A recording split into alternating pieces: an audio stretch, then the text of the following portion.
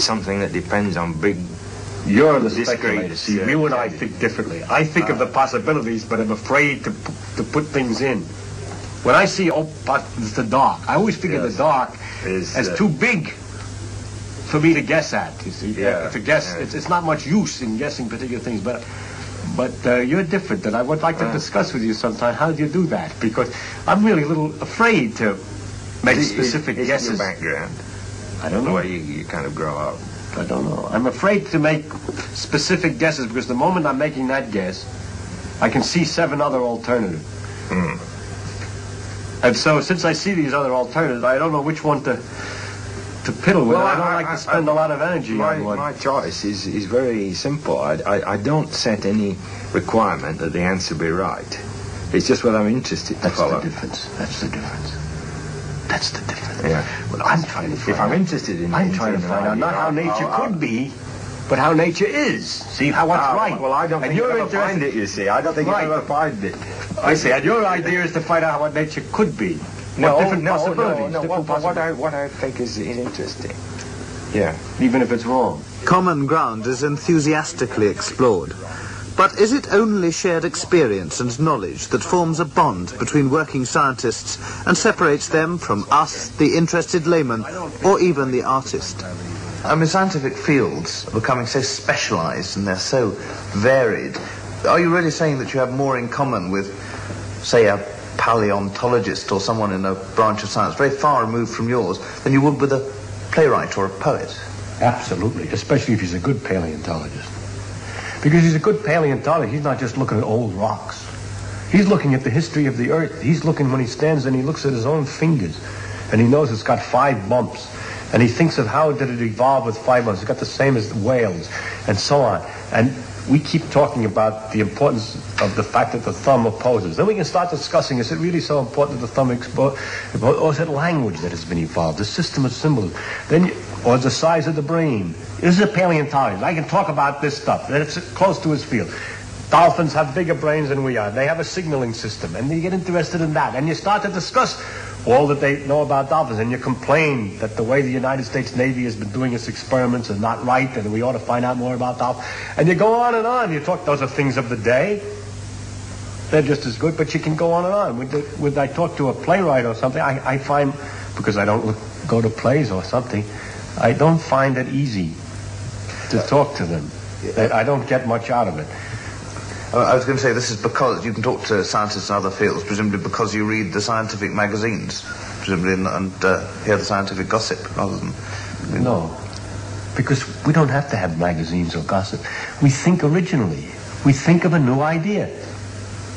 We talk to each other and we try to look at something from a new point of view, and we delight each other in a new point of view. And when you're talking to somebody else who's trying to think of something new, different, and he thinks he's thought about the whales or the dolphins, and he has some little thing he's thought of that's a little different than the thing that you've thought of. And so when you're talking back and forth, he's excited by your point of view about dreams, and you're excited by his little observation that he has made about dreams, if he has happened to have thought about that. So the point is, and our backgrounds give us a slightly different point of view. I mean, a scientific background. Like I specialize in physics, to say he specializes in paleontology. So his information on dreams might be more deeper, more evolutionary. For example, he can't, we don't have a way of telling, I suppose, about the evolution of dreams, but he might know, for example, about other animals. He might have thought about whether other animals dream and what the signs are, and all other things that I hadn't thought of. I can't make it up now because I'm not the paleontologist, but I believe that, yes, I find always that a good man, I take it all back. A good man, I've talked to good men in other fields. There's certain kinds of men in every field that I can talk to as well as I can talk to a good scientist. I met a historian, or a writer of history, from France once, and I had a marvelous conversation with him. Maurois, his name was Andre Maurois. And then I met an artist, Robert Irwin, who's a very important artist in Los Angeles in modern art, and I could talk to him at the same depth of excitement. So I take it all back.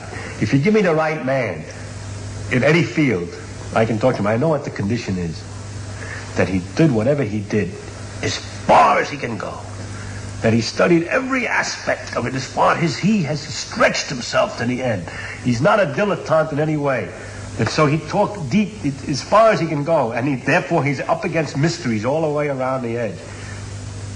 And awe. And we can talk about mystery and awe. That's what we have in common. You were talking a bit about these fallow periods when things get very painful. After discussing working problems, it is natural that Feynman and Hoyle should savour that most thrilling pleasure of all, the moment of revelation. You try all sorts of things and you're hopeful about trying it. Have you had a moment when in a complicated problem where quite suddenly the thing comes into your head and you're almost sure you've got to be right? Oh, yes. This is a great... Oh, God. Yeah. And then you try to figure out what the conditions were of that moment that you can do it again. Yeah. For example, I worked out the theory of helium once and suddenly saw everything. I've been struggling for 2 years. That's right. And suddenly saw everything. And one afternoon, I can remember everything about it, by the way. It's psychologically funny. You can remember the color of the paper you were writing on. Isn't that true? And the room and everything else. And then you wonder, what's the psychological condition? Well, I know at that particular time, I simply looked up and I said, wait a minute. It can't be quite that difficult. It must be very easy. I'll stand back and I'll just treat it very lightly. I'll just tap it and it'll say boom, boom, and there it was. So how many times since then I'm walking on the beach and I said, well, look, it can't be so complicated. Tap it, tap, nothing happens. Nothing happens, So the lights are great, but the secret way, what's the condition? It's that missing bit in the brain, isn't it? Right. That suddenly lights up. And I have no idea. I've thought about it because some man suggested I think about that. Because if I can only figure out the formula for what condition to be in to get good ideas, I'd be much more efficient and more happy, you know. So I often paid attention to what the condition is, and I've never found any correlations with anything. By the way, it's the delight. It's absolute ecstasy. It's absolutely wild. And how long does it last for? How long does it last for? It's not very short. It's a very big moment, and then 3 days. And so on. And then there are lesser pleasures as you work on more things and more people notice it. And but the high peak, you're it. on the high peak for about 3 days. That's right. Yes, it's like a supernova, I suppose. Yes. No, that's 54 days. That's better. Yeah. But I was going to say that